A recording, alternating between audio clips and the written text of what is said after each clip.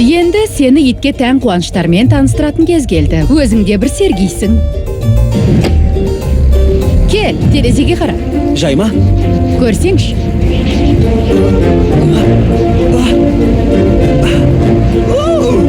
Мынау тамаша екен.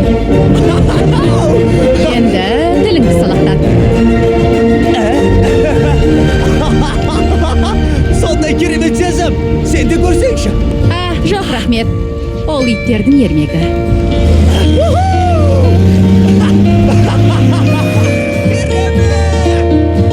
Қаһарман бола тұра, мың жаным жоқ сірә, көңіл күйім бар бірақ, үйден кеттім тым жырақ.